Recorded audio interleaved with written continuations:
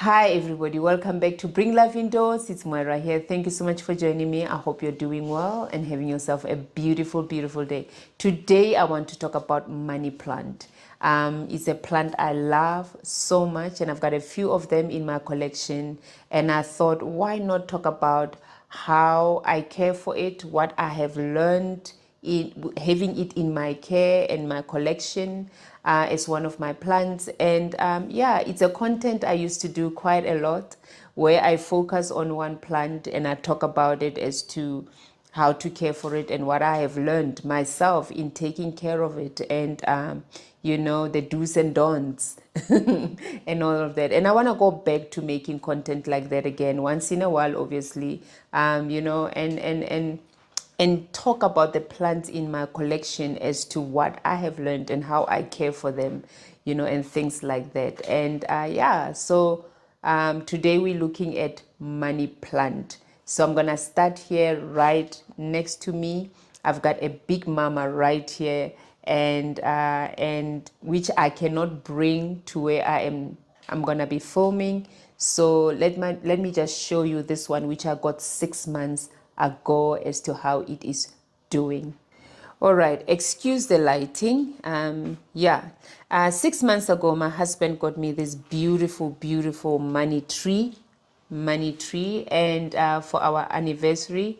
Yeah, it was one of the gifts which he got for me, and I love it, and I pray I'll be able to keep this plant for many more years to come. It has been doing well, no issues ever since it arrived. Ever since it arrived here at home, I've never had any issues. It adjusted well to my home, and the environment that I have here. It adjusted very well. It settled very well. No issues, no complaints, nothing at all. No yellowing, no drooping, no funny business, And it is growing absolutely amazing. Now, if you are new here, this is a money tree with 4 braided stems, and obviously when it gets up here, as it grows, they each take their own path, which doesn't bother me at all.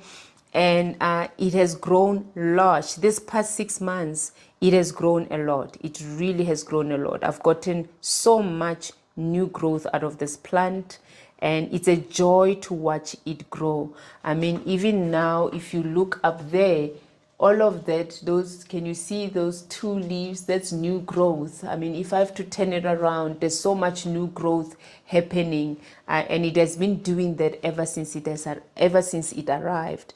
So that's what I want to talk about today. And obviously this one is very new to my collection, this big one. I got it as a gift 6 months ago, but there's some that I've had for years with me, and I want to talk about that. Let's look at that together. All right, so let's look at this beautiful, beautiful plant. So I've brought forth the 3 plants which I've heard. This is the oldest one of them all. Yeah, I've had this one for years, a few years, and it's my oldest one. What I've just shown you is what my husband bought for me 6 months ago on our wedding anniversary. And yeah, it was one of the gifts which he bought for me, and I love that plant. And the prayer of my heart, like I said, is that I'll be able to keep it for many more years to come. So it's just been 6 months with me, and beautiful, wonderful 6 months, no issues or whatsoever. So obviously I've gotten the hang of it when it comes to these beautiful plants. Like I said, I've killed a few before I actually knew what I was doing with them. So that's what we want to talk about. We want to talk about what I have learned, and if it's a plant you have in your care and somehow you are not finding your feet with it, you don't know what to do, you don't know what you're doing wrong. Let's talk about this plant today. I'm going to share what I have learned, the do's and don'ts, and how I've come to be where I am, where I can say I'm keeping it alive, and not just alive, but it's also thriving in my care. Now, like I said, this is the oldest one. Has been with me for more than 3 years. And we've seen life together with this plant. We've seen life together with this plant. We've been through a lot, and the fact that I've managed to keep it alive, it's absolutely precious for me, because at some point I thought, I'm gonna kill this plant. It didn't look like at some point that it's gonna survive my care. And the fact that we are here and it has survived and is doing amazingly well, it definitely is a sign and a testimony that I've learned something with these plants. And so money tree, one of the reasons I love this plant, I find it absolutely elegant and absolutely beautiful. Look at those leaves. Look at those leaves. It's not just one leaf. There's few leaves to form a leaf. I don't know if I'm explaining it well. It's like an umbrella kind of a shape, or a flower kind of a shape. Absolutely beautiful, and once you get the hang of it, once you know how to care for it, like any other plant, once you get the hang of it, you'll find that it's actually not so bad. It's actually very easy to care for. I find them easy to care for, but I only managed to get to that place once I knew what I was doing and what I needed to do with it. And now let's talk about the lighting. For me, what I've learned, they enjoy and they thrive in the environment which they enjoy and love and thrive in is a bright lit environment. I put all of them close to the window, and they receive bright light throughout the day. And the big mama, which I've just shown you, which has only been with me for 6 months, I've never moved it from where it is. It arrived and I repotted it and I put it right there where it is, and I never moved it. And that's one of the advice I'll always give someone who's collecting plants or want to start collecting plants, is that when you bring a plant home and you find a spot which it actually loves, and you realize it actually loves that spot you've placed it in, and it is thriving, don't move it. Why move it? Right? Why move it? Don't move it. Unless if there's a reason that is pushing you to have to move that plant. And then if you have to move it then, and you don't have a choice but to move it, make sure that you give it the same kind of environment where you're going to move it to, So I've never moved it. It loves it there. It's sitting right by the window. So it gets morning sun and bright light throughout the day, and it's loving life. And I've brought this one also. Here's my little bambino. This one also is not very long with me. I've had it for a few months. Even this one, it sits by the window, morning sun.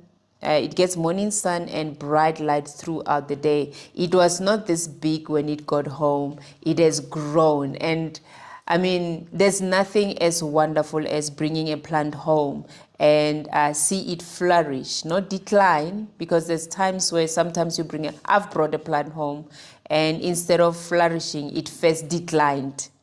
And it's not a nice feeling at all, because then you have to troubleshoot that plant and ask yourself, what am I doing wrong? Am I doing something wrong? And sometimes you are not doing anything wrong. All it is the plant needs to adjust to its new environment, because the conditions where it's coming from and the conditions it's coming into are not the same, and it gets a shock of its life. And for some plants, they decline before they do better. So it's not always that you're doing something wrong. All it means is it needs to adjust to a new environment. As long as you are giving it the right and light conditions and doing the right things to the plant that it needs, then you just have to give it time, right? You just have to give it time.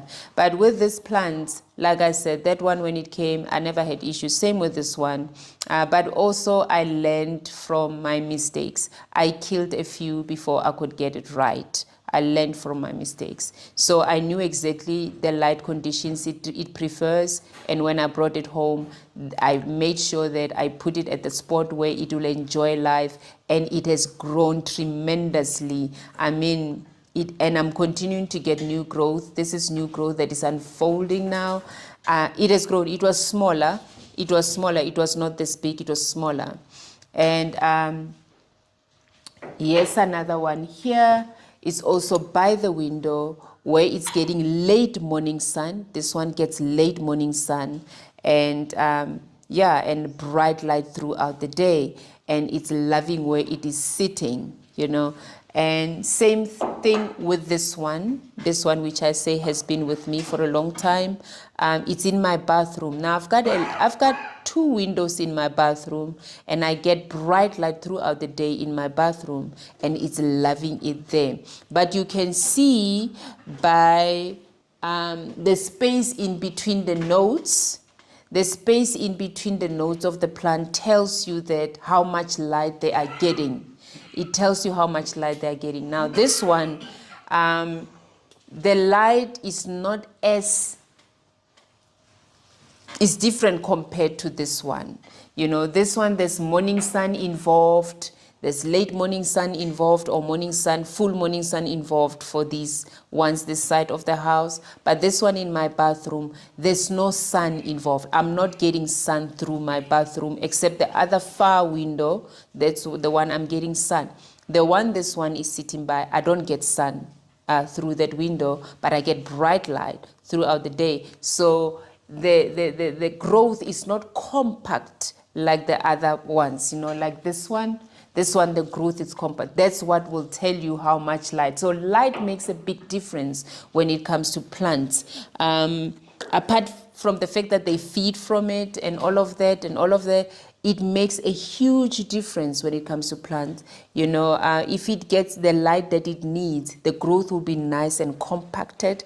But if it doesn't get the enough light that it needs, it stretches a bit. And this one, you can see that you know, that stretch between the nodes. Let me just bring it close to you.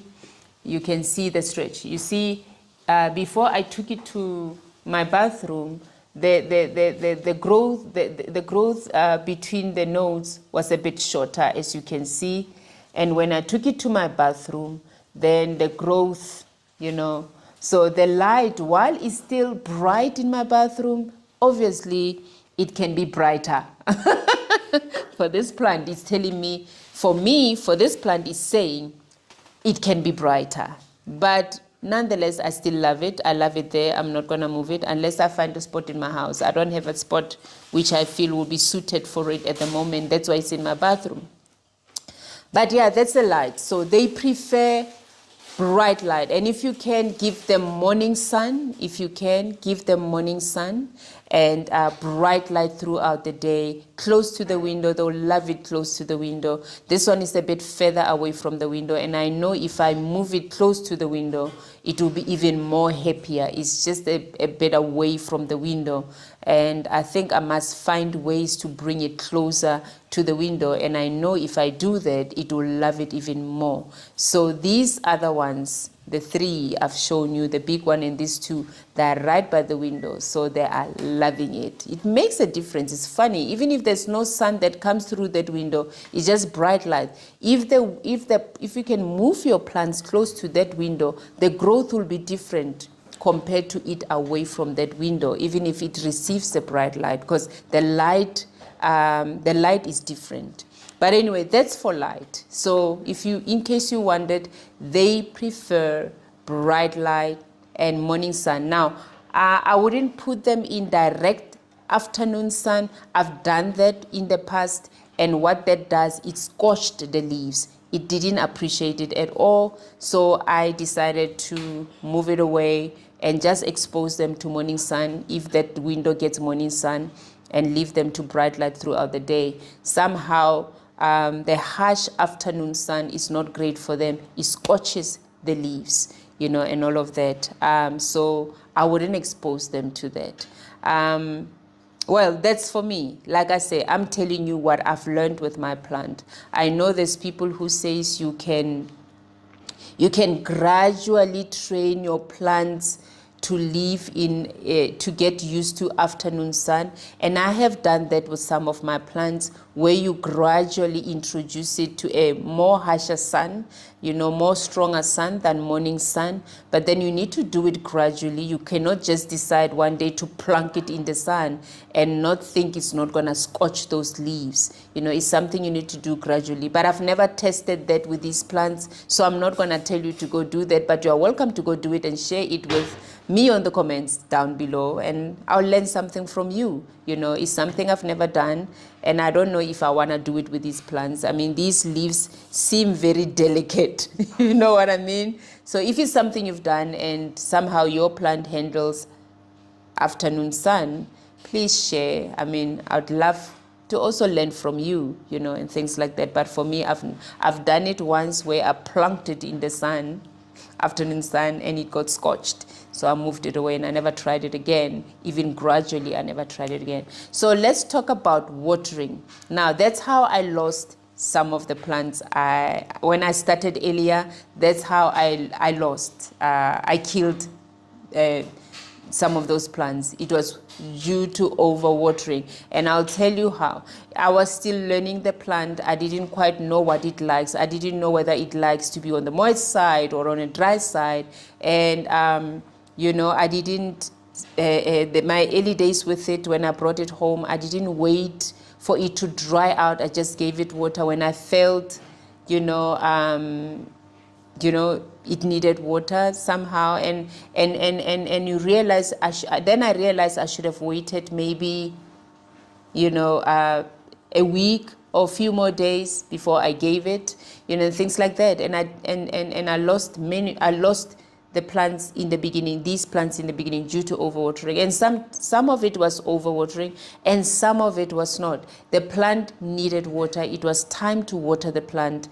But the soil it was sitting in retained moisture for a long time, and that caused root rot. It was not because I gave it at the wrong time. It was time to water it, but the soil it was sitting in, which it came with from the nursery, when I bought it, I didn't repot it, so it was not well-draining soil. So it then retained moisture for too long, and then it didn't appreciate that. Then it died. And what we need to understand is that when plants are at the nursery, their environment at the nursery is different. It's airy and it's open, and the plants there dry out quicker than they do in our homes.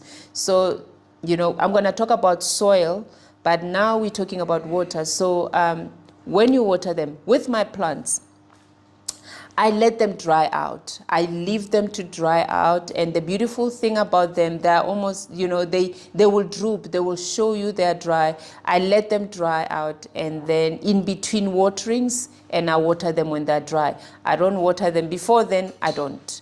But when they are dry, and I pick up that pot, once you know your plants, when you pick up that pot, you will know it's still okay, or you will know it's not, I need to water it. But also you can tell by the leaves, even when you touch them, when you bend them, you will know it's dry. But the best way when you are starting, if you don't know your plants, like I know my plants, I've had them in my collection for a long time, so I can even look at it and I'll know it's dry. But I always make sure with a finger. This is the best thing God has blessed us with.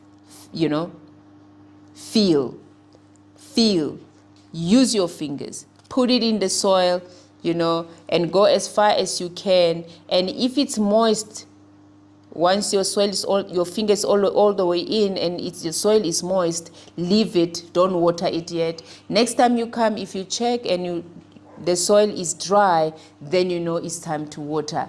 These will never lie to you and they will never lead you astray. But if you just want to look at the plant and you think you will know, many times we make mistakes like that and you end up overwatering your plant. So that's with water. For me, with my plants, I let them dry in between watering and then I give them water. Okay, that's watering. And I've learned a lot in that regard because, like I say, I've killed a few before I got the hang of that area, water-wise, and lighting. But anyway, what's the other thing? Soil. Let's talk about soil. Okay, if you look at the soil of my plants, I'm gonna try and bring it closer. The soil, when you buy these plants from the nursery shop, they use coco peat, they use, soil that holds on to moisture for a long time. And I can understand why. I mean, the environment, like I said, in the nursery shops or plant shops, it's open and airy, and many of them is warehouses. So these plants dry out very quickly. So I'm sure they're trying to prevent that it dries up too quickly, that you have to keep on watering, right? So they plant them in this kind of heavy soil, kind of a mix, that maintains moisture for a period of time. But then when they come to our home, to our home's environment is different. So the soil stays wet, they stay wet for a longer period of time. Then before you know it, you've got issues. You've got issues, yellowing leaves and funny looking leaves and root rot and all of that. Now, what I do when I bring a plant home, I always check the soil. If I'm happy with the soil, there's times where they use nice soil that I don't feel the need to repot it. I leave the plant as long as it's not pot bound. But there's times where I'm not happy with the soil they've used. It's too heavy and it takes a while to dry. Then I remove it and I use an airy soil. I always take my potting soil and I always mix it with bark and perlite. What that does is it helps the soil to be airy, that it will dry out quicker, and you know what I mean, that it won't hold on to moisture for too long and things like that. So that's what I do to my potting soil. I buy potting soil, and then the things that I add to it will be your perlite and your bark, and then it helps to create that airflow with the roots, because it needs that oxygen. It needs that airflow. That's another thing that causes root rot. When there's no airflow, when and the oxygen cannot get to the roots, that also creates root rot. So adding perlite and bark to your potting soil will help you a lot, because it means you'll have a well-draining soil. When you pour water, it will drain out. You know what I mean? And you'll be left with a moist soil or a wet soil that will dry out quickly than, remain like clay and take a while to dry out. So soil is very important. They will make sure that you pot it in a soil that is well draining. And those are the things you can use to. If you feel the soil you are using is not well draining, you can add perlite and bark, and that will improve the drainage of your soil, or the conditions of your soil. I hope that is clear.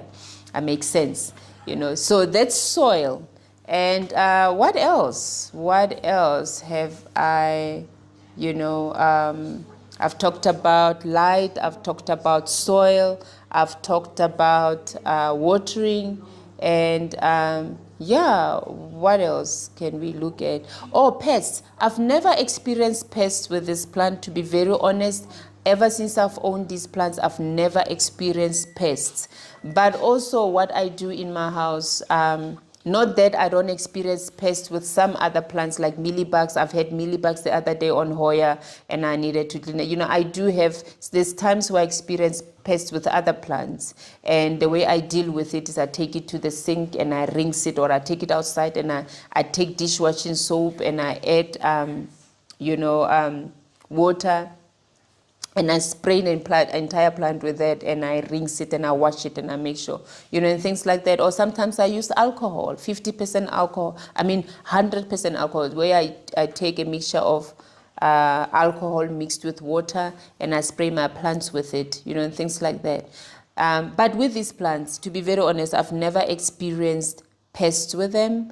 But also I think what helps is I regularly clean my plants. Now, when you regularly clean your plants, you'll deal with pests less. You know what I mean? It doesn't mean you won't find once in a while pests in your plant, but it won't be something that you deal with regularly because you clean your plants regularly. And by cleaning, I mean you bring a basin with water, and sometimes I even add vinegar in there or lemon juice in there and soap, and I wash and I clean my plants. I take them to the sink or I take them outside, I coat them with that mixture, and I take a hose and it helps for the health of your plants. Don't wait until you have pests. But when it comes to this one, I've never experienced pests. And if you have, please share on the comments down below, and how have you dealt with them? I mean, that we can learn also from one another. But as for me, in this regard, they've never had pests, so I never had to deal with that. So I can't say much on that regard. But if you do, for me, that's a solution I use. I take water and I mix it with dishwashing liquid. And you can add lemon if you want, or you can add vinegar if you want, or you can just use that mixture alone as it is, or you can add alcohol and you spray it with it, 100% alcohol, and you spray it with it, and after that you rinse them. You rinse them, and yeah.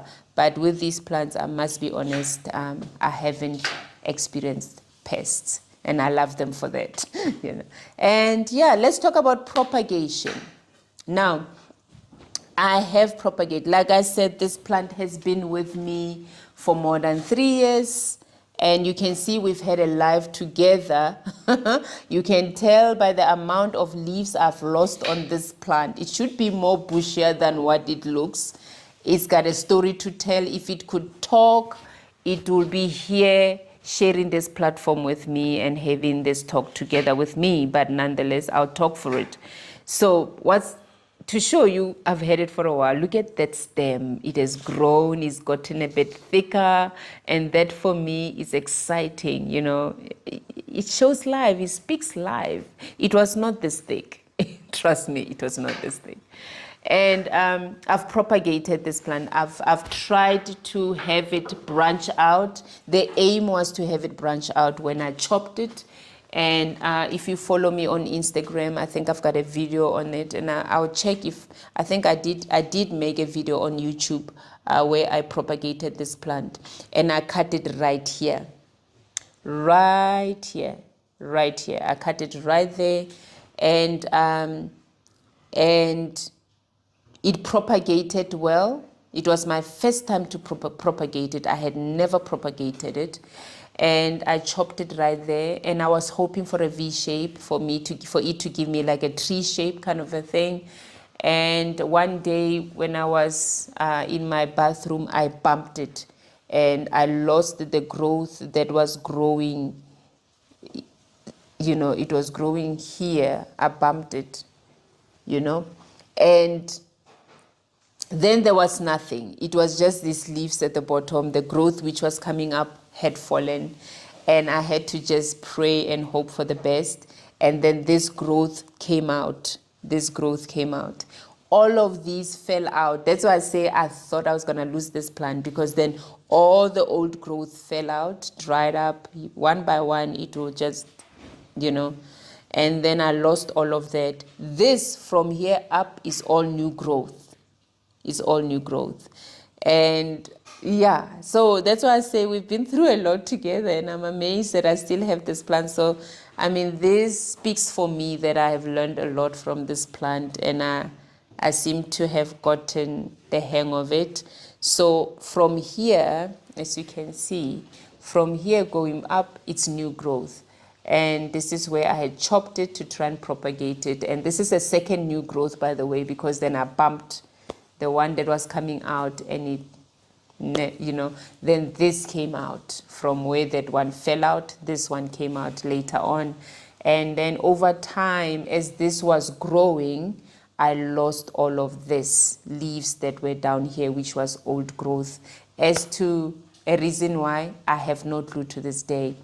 I didn't change the care. I didn't change the environment. I didn't change anything. I continued to look after it as I was doing.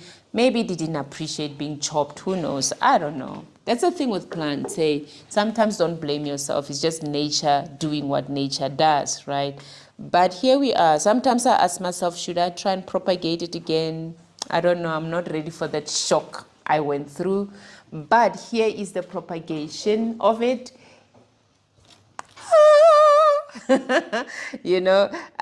It's a beautiful thing to chop something from a plant, to chop a cutting from a plant and really have it take off and develop, and then you've got a plant to show for it. You know what I mean? Because I've done that before. I've done that where I chop something and I've got nothing to show for it because that cutting didn't make it.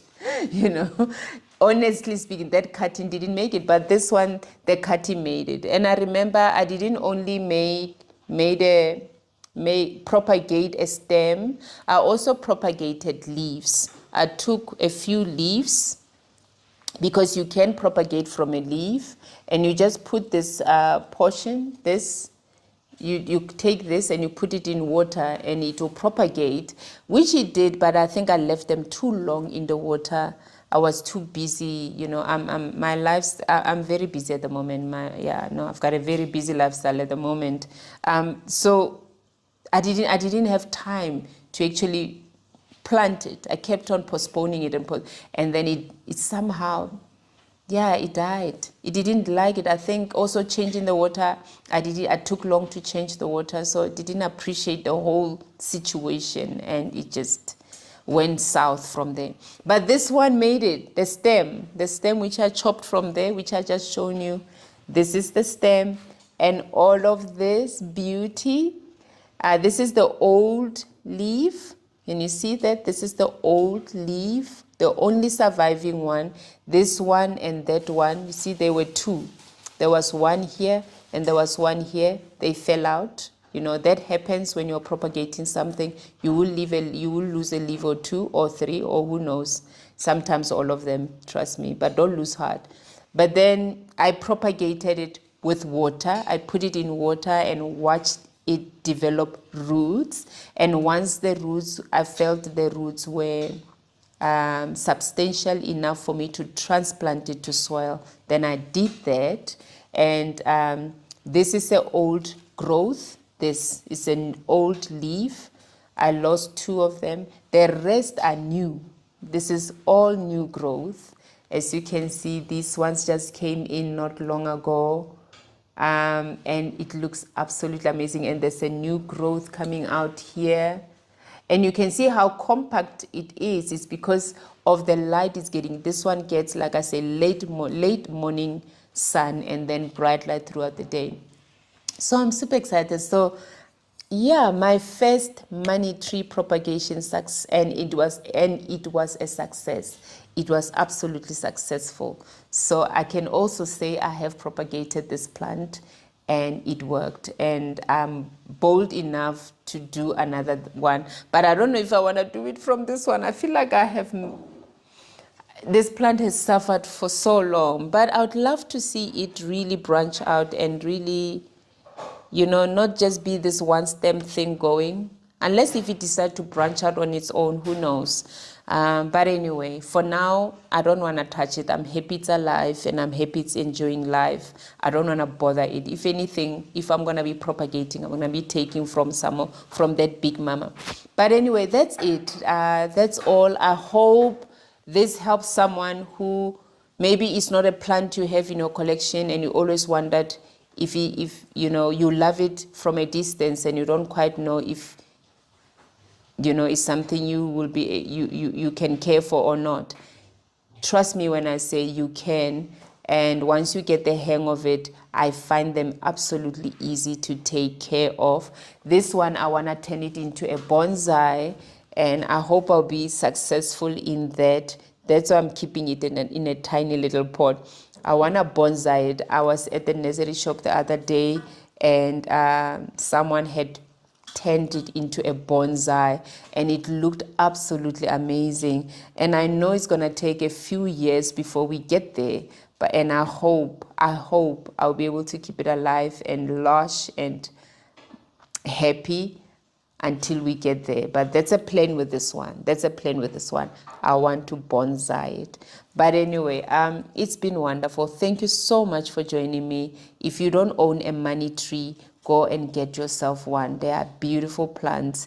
They bring a different style and into a room. They are, I don't know, I find them absolutely elegant. Their leaves and everything. So if you're looking for something stylish and elegant, it's not loud, but at the same time it makes a statement. This is a plant to go for. Whether you buy it small or you buy it big, trust me, it will fill up that corner, or it will make a statement on that coffee table, and it might even spark a conversation. But anyway, it's been fun. May you have a beautiful, beautiful day. Until next time.